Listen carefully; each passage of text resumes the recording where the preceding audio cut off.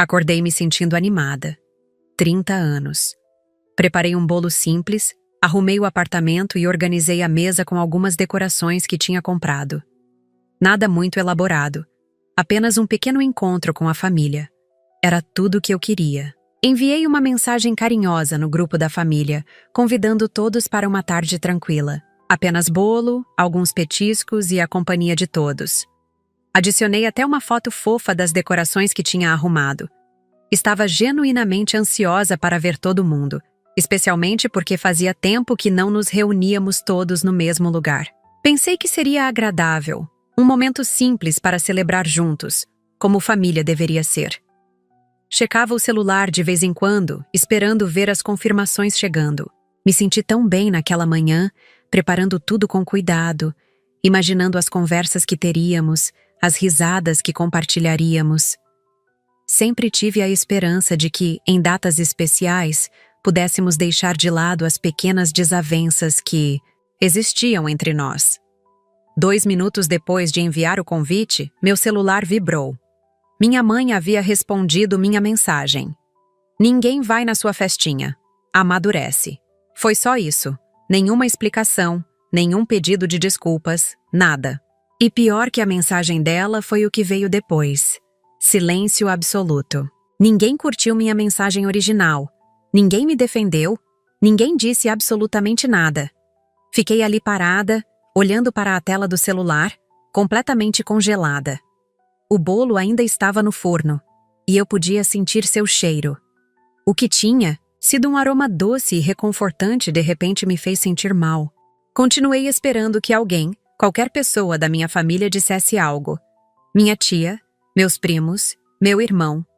Pessoas que sempre falam sobre como família vem em primeiro lugar. Mas não houve nada. Apenas silêncio, que de alguma forma doía mais que a própria mensagem da minha mãe. Meu coração disparou, minhas mãos começaram a tremer levemente. A sensação de rejeição foi imediata e esmagadora, como um soco no estômago que me deixou sem ar. Por um momento, pensei que talvez fosse algum tipo de brincadeira cruel. Apaguei a mensagem. Não queria que ela ficasse ali, pairando na tela do meu celular como um lembrete constante da rejeição. Tirei o bolo do forno sem nem mesmo provar um pedaço. Meus olhos ardiam, mas me recusei a chorar. Coloquei o bolo sobre a mesa e fiquei olhando para ele por um tempo, pensando em todo o esforço que tinha feito para que esse dia fosse especial. As decorações, que minutos antes pareciam alegres, agora pareciam patéticas, ridículas até. Fiquei pensando nos meus tios, meus primos, nas pessoas que sempre diziam família acima de tudo, nos almoços de domingo, nas reuniões de fim de ano. Onde estavam agora? Por que ninguém disse nada? Por que ninguém me defendeu? O silêncio deles falava mais alto que qualquer palavra. Era como se todos concordassem com minha mãe, como se todos pensassem o mesmo. Senti que aquele era um recado coletivo, uma mensagem clara. Você é o problema. Sempre fui eu. A que se importa demais, a que quer reunir a família, a que ainda acredita em celebrações. Fiquei sentada na cadeira da cozinha, encarando o celular. Uma parte de mim queria ignorar, fingir que não tinha acontecido nada, engolir o choro como sempre fiz. A outra parte estava cansada. Cansada de ser a única a tentar, a única a se importar, a única a manter os laços. Cansada de ser pisada. E depois ouvir, é assim mesmo, você conhece sua mãe. Como se isso justificasse tudo. Como se eu tivesse que aceitar qualquer coisa em nome da família. Comecei a pensar em todas as vezes que engoli sapos, que fingi que estava tudo bem, que perdoei sem receber um pedido de desculpas. Todas as vezes que me fizeram sentir pequena, insignificante, e eu aceitei porque é família. Lembrei de como minha mãe sempre foi assim, áspera, dura, mas como também sempre estive lá por ela quando precisou. O que recebi em troca? Ninguém. Vai na sua festinha. Amadurece. A frase ecoava na minha cabeça, martelando, se repetindo como um mantra cruel que não me deixava em paz. Eu não ia responder. Prometi a mim mesma que não responderia. que ignoraria, que seria madura como ela queria. Mas algo dentro de mim quebrou. Talvez fosse a gota d'água depois de anos acumulando pequenas mágoas, pequenas decepções, pequenos abandonos. Peguei o celular e digitei devagar, as mãos tremendo de raiva, de tristeza, de decepção. Obrigada pela lembrança, mãe. Prometo que esse será o último convite.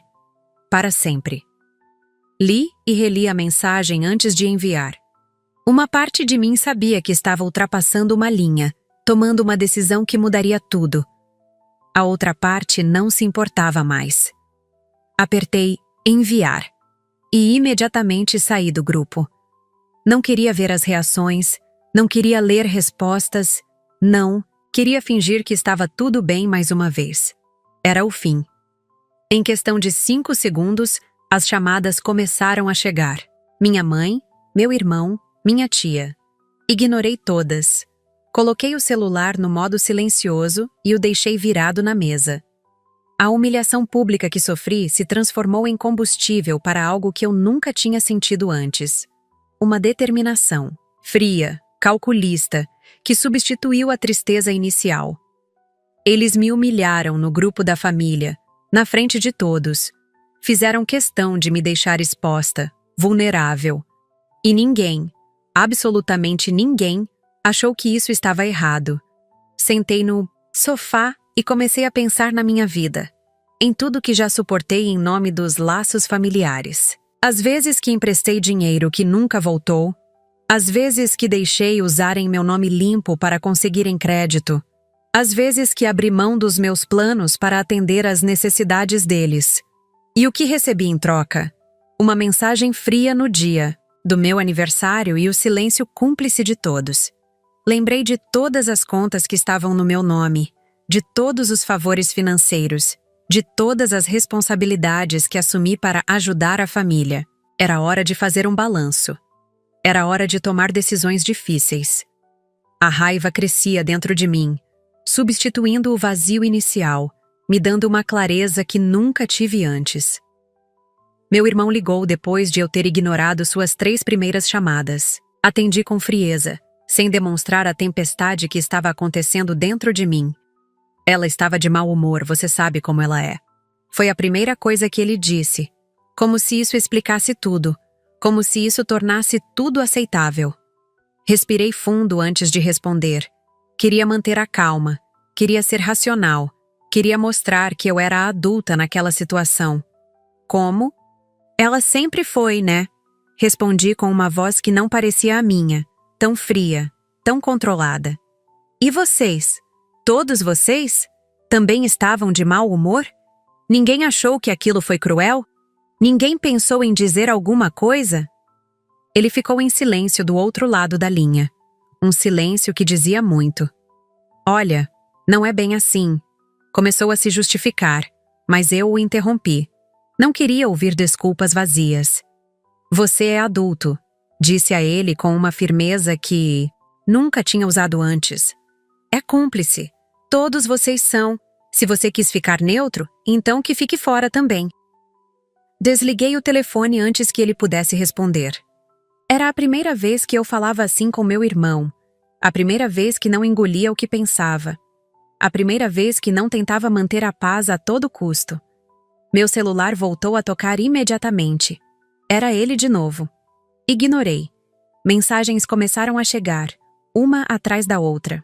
Você está exagerando. Não seja dramática. É só uma fase, ela não quis dizer isso. As mesmas desculpas de sempre, o mesmo padrão de sempre. Minimizar, justificar, normalizar. Como se eu fosse louca por me sentir magoada, como se eu estivesse errada por querer um mínimo de respeito. Olhei para as mensagens chegando e senti uma determinação crescente dentro de mim. Não era mais sobre aquela mensagem específica. Era sobre tudo. Sobre anos de abuso emocional, de manipulação, de exploração financeira. Era sobre me libertar de uma família que sempre me tratou como se eu fosse dispensável, exceto quando precisavam do meu dinheiro, do meu nome limpo, da minha ajuda. Fui até o armário e peguei uma pasta com documentos. Sabia exatamente onde estava. pois há anos guardo comprovantes, contratos, tudo organizado meticulosamente. Comecei a revirar os papéis, separando tudo que estava no meu nome, mas que não era efetivamente meu. O carro que meu pai dirigia, o cartão adicional da minha mãe, o financiamento do apartamento do meu irmão. Eles sempre usaram meu nome limpo para conseguir crédito, para financiar coisas que não podiam pagar com seus nomes sujos. E eu sempre permiti, sempre achei que era minha obrigação como filha, como irmã. É família, eu repetia para mim, mesmo a cada vez que assinava um novo contrato, cada vez que autorizava um novo empréstimo. Acreditava que um dia eles retribuiriam, que um dia reconheceriam meus sacrifícios. Que ingenuidade! A mensagem da minha mãe hoje deixou claro o quanto realmente me valorizavam. Nada. Hoje, após anos sendo usada, decidi fechar a torneira. Separei todos os documentos em pilhas, uma para cada tipo de dívida, uma para cada familiar. Era assustador ver tudo reunido, quantificar o quanto eu tinha permitido que abusassem da minha boa vontade. Contratos de empréstimo, faturas de cartão de crédito não pagas, parcelas de financiamento atrasadas. Tudo no meu nome. Tudo prejudicando meu score de crédito, minha capacidade de conseguir empréstimos para mim mesma, meu futuro financeiro. E para quê? Para receber. Ninguém vai na sua festinha, amadurece, no dia do meu aniversário? Para ser humilhada na frente de toda a família e não receber uma única palavra de apoio? Não. Era o suficiente. Estava cansada de ser o banco da família, de ser usada e depois descartada quando não era mais conveniente. Peguei o telefone e comecei a fazer ligações.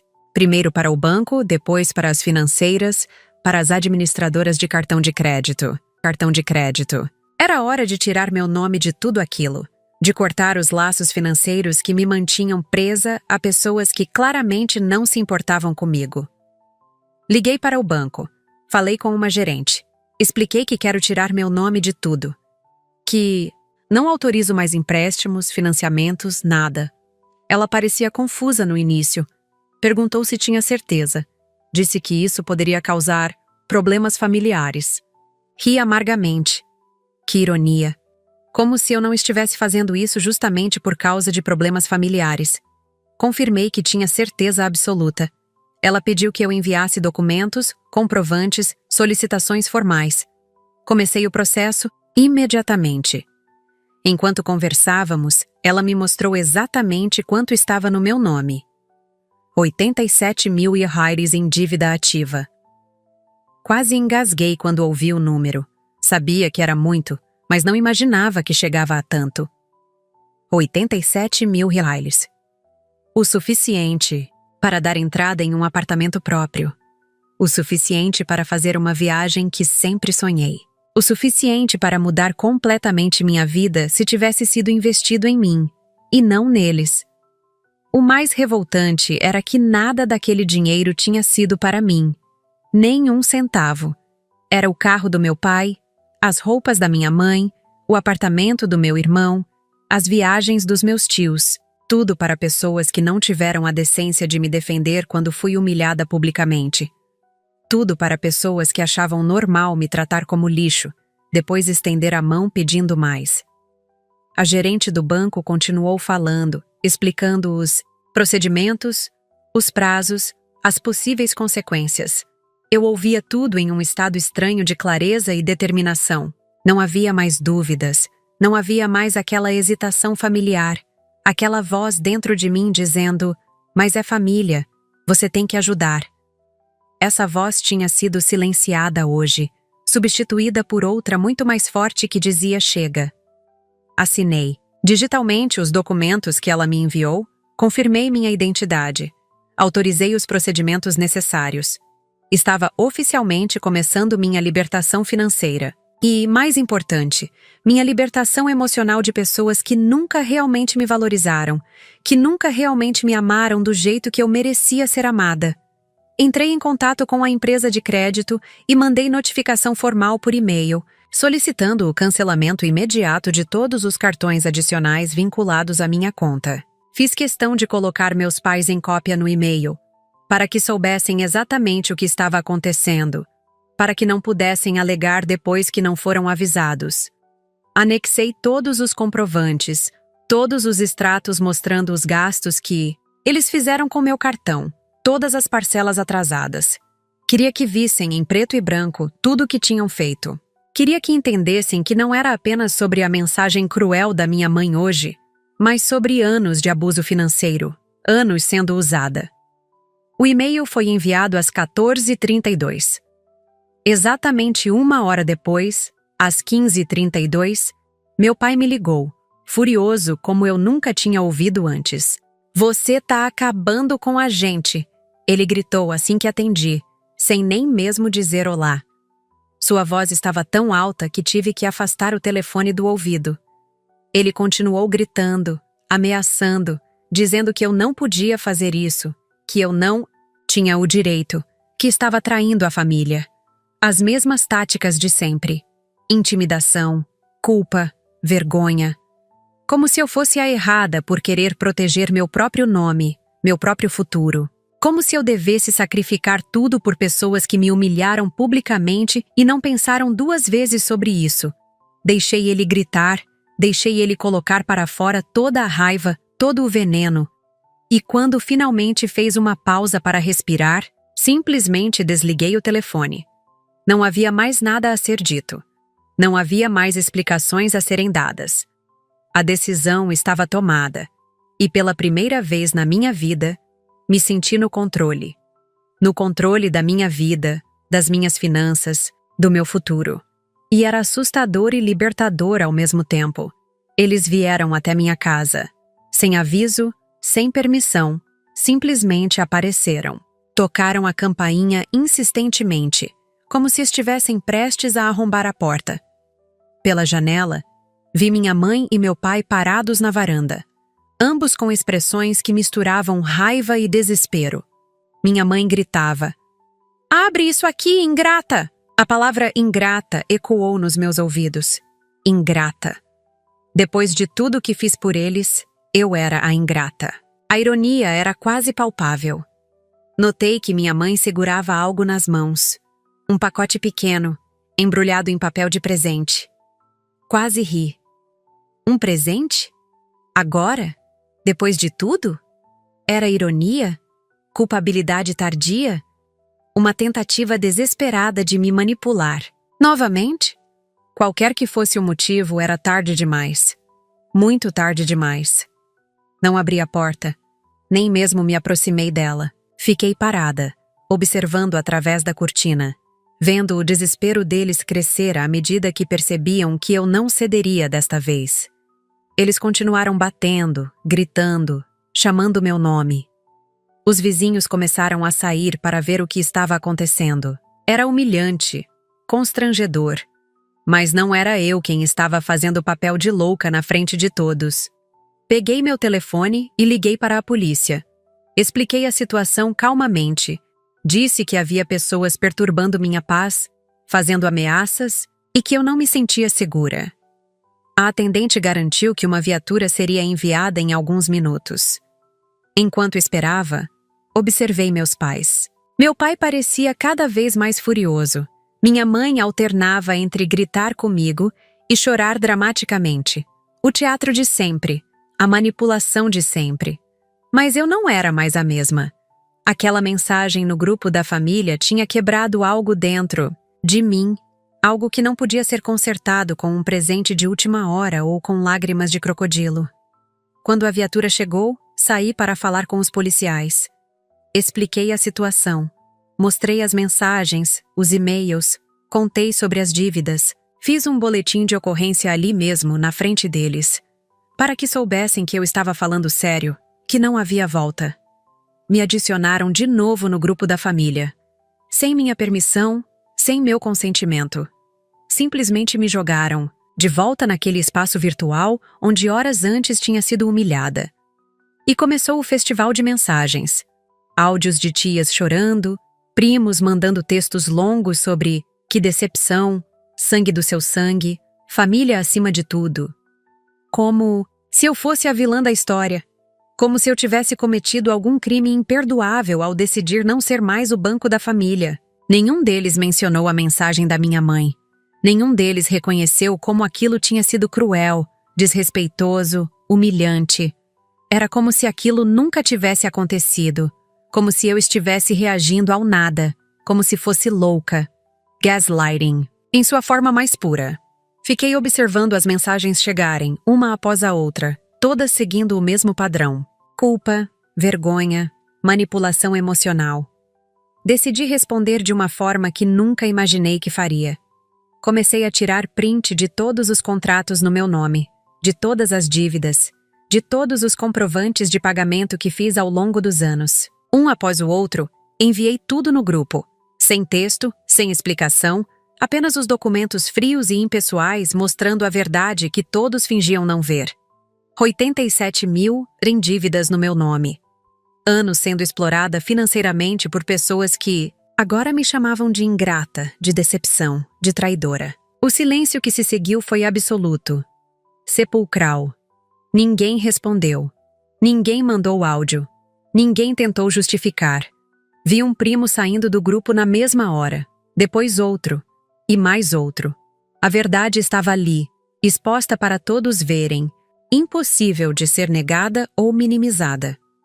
Finalmente, meu tio, o que sempre se gabava de ser o chefe da família, enviou uma mensagem simples.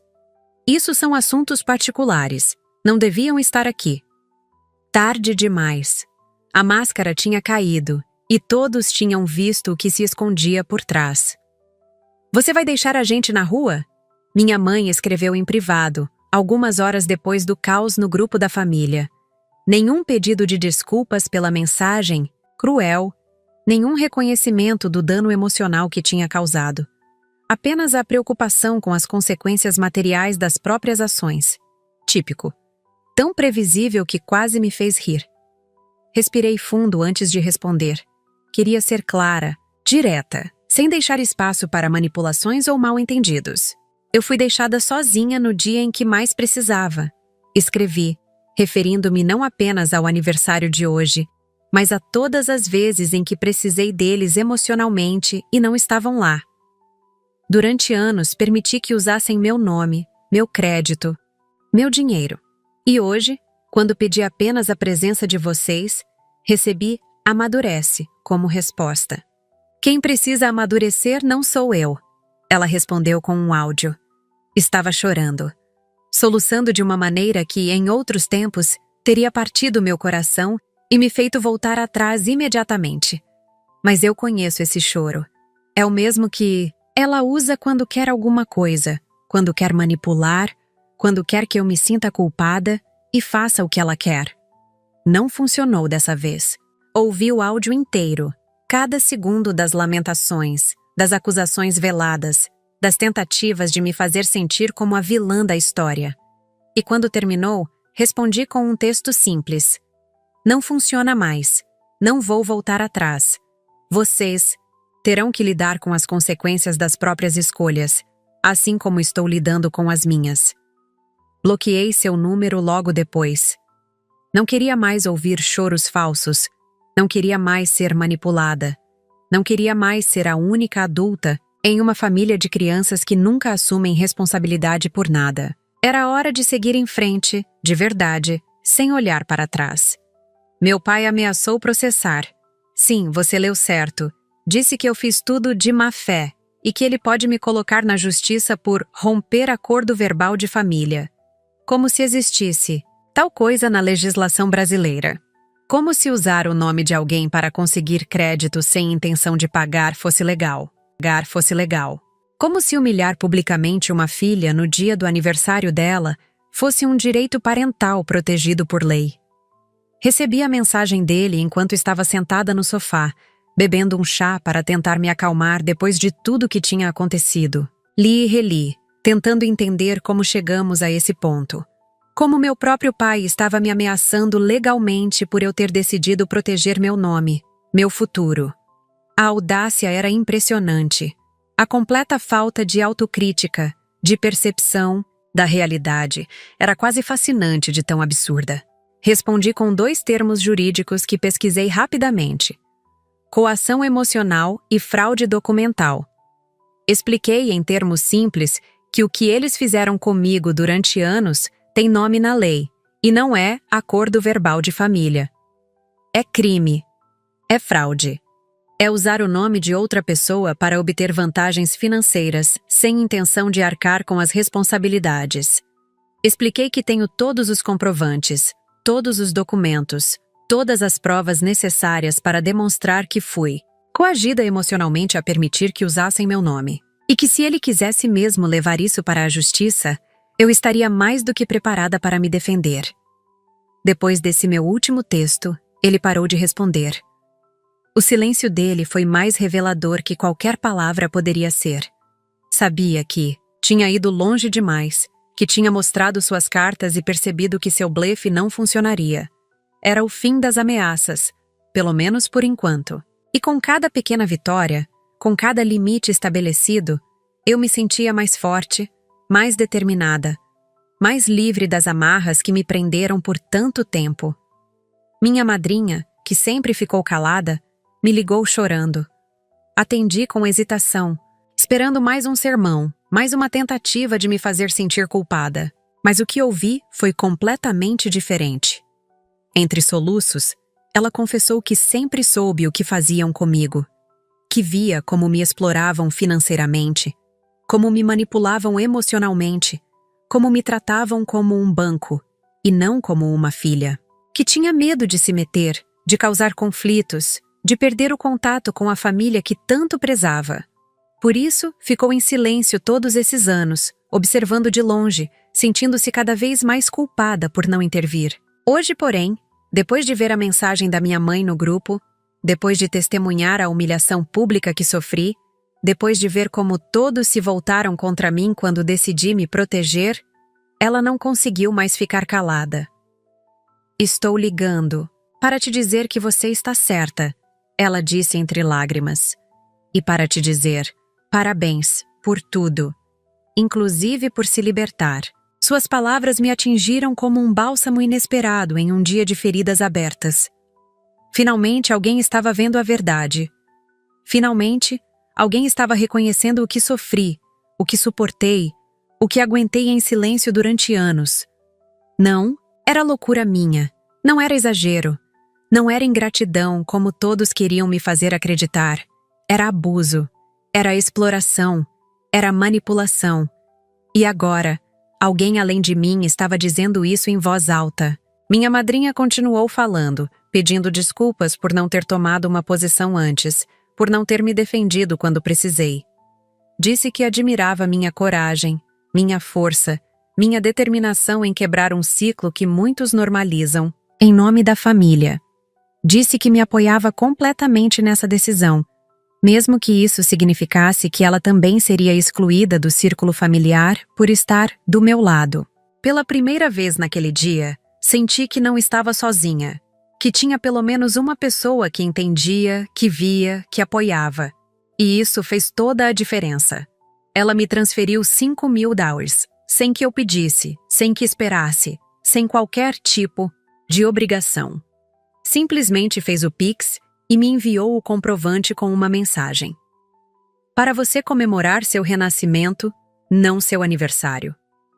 Foi um gesto que me pegou completamente desprevenida.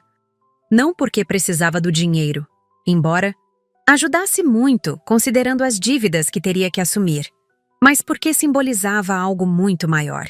Era um reconhecimento tangível do que eu estava passando, do que tinha sofrido, do quanto merecia recomeçar. Não era apenas dinheiro. Era validação. Era apoio. Era uma mão estendida quando todas as outras tinham se recolhido. Olhei para o comprovante da transferência por muito tempo, tentando processar o que aquilo significava, o que representava. Foi a primeira vez que chorei naquele dia. Mas não de raiva, como tinha esperado. Não de tristeza, como tinha temido. De alívio. De gratidão. De uma emoção que não conseguia nomear, mas que aquecia meu peito de uma forma que não sentia há muito tempo. Respondi agradecendo do fundo do coração, mas dizendo que não precisava, que não queria que ela se prejudicasse financeiramente por minha causa. Ela foi firme na resposta. Não é caridade, é justiça. É o mínimo que posso fazer depois de anos vendo o que faziam com você e não dizendo nada. Além disso, é um investimento no seu futuro, em uma pessoa que sempre esteve lá para todos e que agora merece que alguém esteja lá para ela. Suas palavras tocaram algo profundo dentro de mim.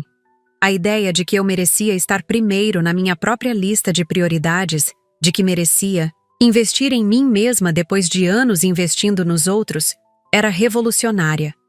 Era um conceito que nunca tinha realmente considerado, muito menos praticado. Sempre fui a última, a que vem depois de todos os outros, a que sacrifica suas necessidades, seus sonhos, seu dinheiro pelos outros. E agora, alguém estava me dizendo e mostrando com ações concretas que eu merecia estar em primeiro lugar. Foi uma revelação que mudou algo fundamental dentro de mim. Não sei porquê, mas postei a história. Tudo. Printei a mensagem da minha mãe, os documentos das dívidas no meu nome, o histórico de abuso financeiro, a humilhação pública, as ameaças legais, tudo. Obviamente, borrei nomes, informações pessoais, qualquer coisa que pudesse identificar diretamente minha família. Não queria exposição, não queria vingança pública. Queria apenas compartilhar minha experiência, talvez como uma forma de catarse, talvez como um alerta para outras pessoas que estivessem passando pelo mesmo tipo de abuso sem perceber. Publiquei em um fórum online anônimo, sem grandes expectativas. Pensei que talvez algumas pessoas lessem, talvez algumas comentassem com palavras de apoio. Nada mais que isso. Me enganei completamente.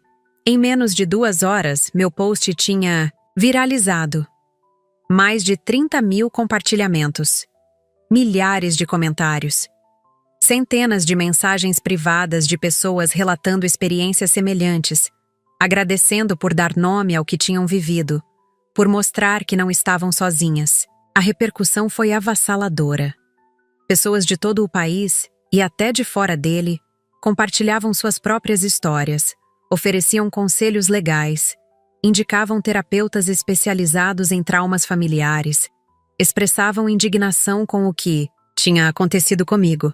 Foi como abrir uma comporta de um rio represado por muito tempo.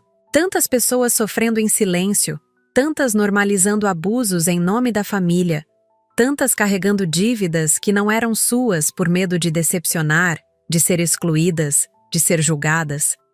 Minha história tinha tocado em um nervo exposto da sociedade, tinha verbalizado uma dor coletiva que raramente é discutida abertamente. Os comentários eram esmagadoramente solidários, compreensivos, encorajadores. Você fez o certo. Você merece melhor. Você não deve nada a ninguém. Isso é abuso financeiro. Você não está sozinha.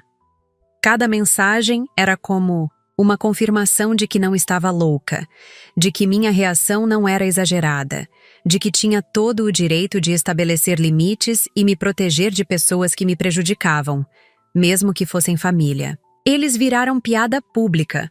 Não era o que eu pretendia quando fiz o post, mas foi o que aconteceu. As pessoas começaram a compartilhar memes, piadas, comentários sarcásticos sobre minha família, ou pelo menos sobre as versões anônimas deles que apresentei no post. Um amigo da minha prima me mandou uma mensagem.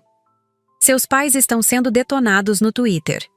Aparentemente, alguém tinha encontrado o post original e o compartilhado na plataforma, onde viralizou ainda mais.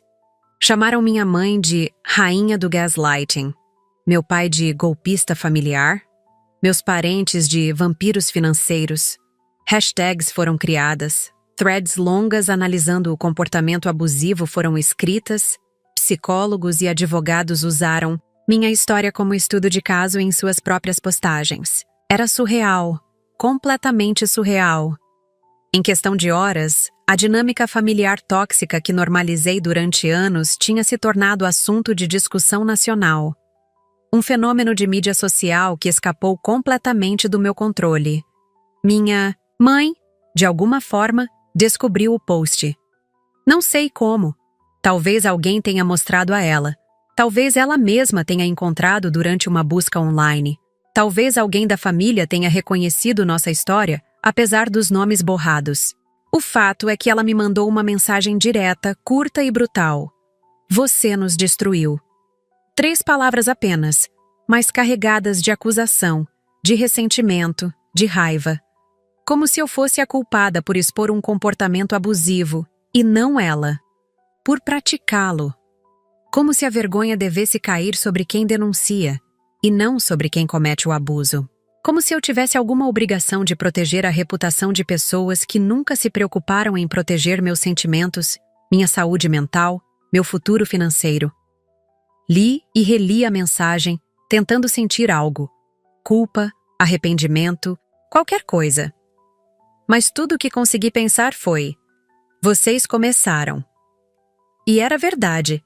Eles tinham começado tudo isso, com uma mensagem cruel em um grupo da família, com anos de exploração financeira, com décadas de manipulação emocional, com uma vida inteira me fazendo acreditar que eu devia sacrificar tudo, meu dinheiro, meu crédito, meu bem-estar, em nome de uma lealdade familiar que só funcionava em uma direção.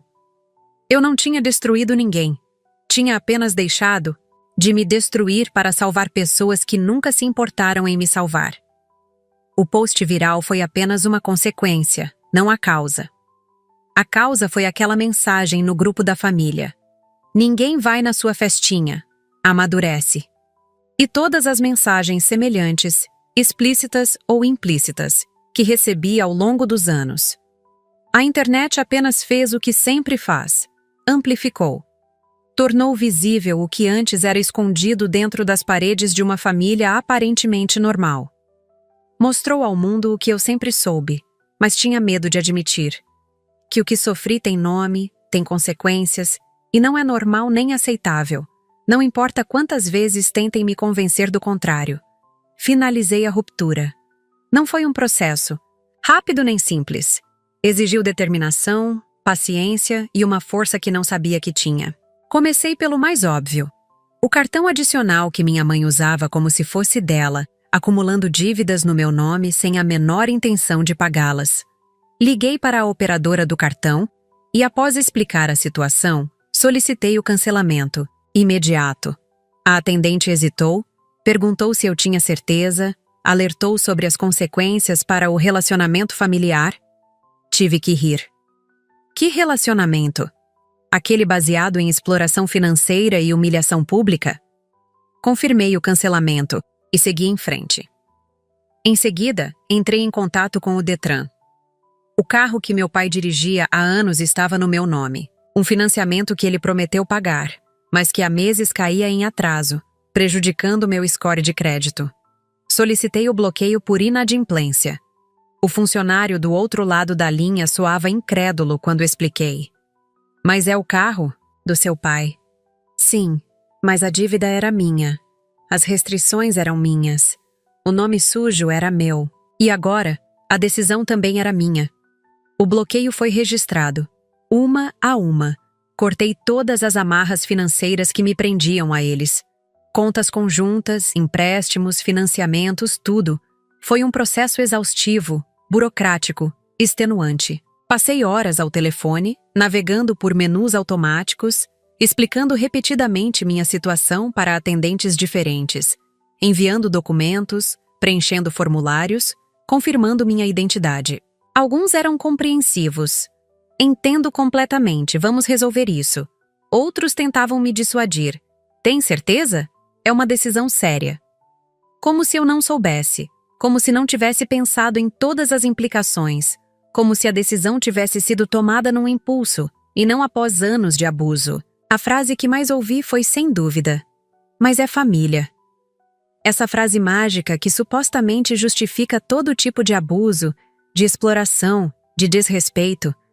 Como se laços sanguíneos fossem uma autorização para usar outra pessoa, para drenar seus recursos, para arruinar seu futuro financeiro. Como se família fosse sinônimo de propriedade e não de apoio mútuo, de respeito, de amor genuíno. Depois de finalizar todos os procedimentos legais e financeiros, depois de garantir que meu nome estava protegido, que não seria mais usado sem meu consentimento, que estava livre das amarras que me prendiam a eles, mandei uma mensagem final. Algo que precisava ser dito para encerrar definitivamente esse capítulo da minha vida. Parabéns para mim. Hoje eu nasci de novo, sem vocês. Simples, direto, sem espaço para interpretações ou manipulações. Não foi uma mensagem enviada com raiva, embora eu tivesse todo o direito de estar furiosa. Foi enviada com uma estranha sensação de paz, de fechamento, de um ciclo que finalmente se encerrava. Não esperei resposta. Não havia nada mais a ser dito, nada mais a ser negociado, nada mais a ser explicado. Eles sabiam exatamente o que tinham feito. Sabiam exatamente por que estava acontecendo. Qualquer tentativa de se fazerem de vítimas, de me acusarem de exagero ou ingratidão, cairia em ouvidos surdos. Bloqueei todos depois disso. Não apenas meus pais e meu irmão, mas todos os familiares que ficaram do lado deles. Tios que me acusaram de trair o sangue. Primos que disseram que eu estava exagerando. Avós que insistiram que família é família, não importa o que aconteça. Bloqueei contatos, e-mails, perfis em redes sociais. Uma limpeza completa, radical, necessária. Era como arrancar um curativo de uma ferida antiga. Doloroso, mas essencial para a cicatrização. Não havia mais espaço para essas pessoas, na minha vida. Não havia mais energia para relações unilaterais, para expectativas injustas, para sacrifícios sem retorno. Era o fim de um capítulo doloroso e o início de uma história totalmente nova, escrita apenas por mim, em meus próprios termos. A casa está vazia, mas eu não. No fim daquele dia tumultuado, exaustivo, transformador, me sentei na mesa da cozinha e olhei ao redor. O silêncio era quase palpável. Não havia chamadas insistentes no celular, não havia mensagens manipuladoras, não havia a presença opressora de expectativas familiares não correspondidas. Havia apenas eu, meus pensamentos, e o bolo que tinha feito, pela manhã, quando ainda acreditava que família significava algo diferente. Estava intacto ali na mesa, uma lembrança silenciosa de como o dia começou e de tudo o que aconteceu desde então. Uma testemunha muda da maior transformação que já vivi. Cortei uma fatia, não grande nem pequena, do tamanho certo. Comi, devagar, saboreando cada garfada, permitindo que o sabor doce contrastasse com a amargura das revelações do dia. Estava sozinha na mesa que tinha preparado para muitos. Completamente sozinha. Sem a família que sempre acreditei que deveria ter, que deveria amar incondicionalmente, que deveria suportar custe o que custasse. Estranhamente, essa solidão não doía como eu imaginava que doeria. Não era vazia, não era desesperadora, era quase reconfortante. Como finalmente tirar um sapato apertado depois de um longo dia. Como finalmente expirar depois de prender a respiração por tempo demais. Pela primeira vez, não estava me forçando a acreditar na mentira de que família é tudo. Não estava engolindo abusos em nome de laços sanguíneos. Não estava sacrificando minha saúde financeira, meu bem-estar emocional, minha paz mental no altar das obrigações familiares. Não estava fingindo que tudo estava bem quando claramente não estava. Olhei para o apartamento ao meu redor. Pequeno, simples, mas meu. Um lugar que construí com meu trabalho, meu esforço, minhas escolhas. Um lugar que agora representava não apenas um abrigo físico, mas um refúgio emocional. Um espaço seguro, livre das dinâmicas tóxicas que me aprisionaram por tanto tempo. Dei-me um presente naquele aniversário. Liberdade. Liberdade das dívidas que não eram minhas, mas que carregava como se fossem. Liberdade das expectativas unilaterais, das cobranças injustas, das manipulações constantes. Liberdade da culpa, da vergonha, do peso esmagador de ser sempre a responsável, a provedora, a que está sempre disponível apesar de nunca receber. O mesmo em troca. Era um presente que custou caro, financeiramente, emocionalmente, socialmente.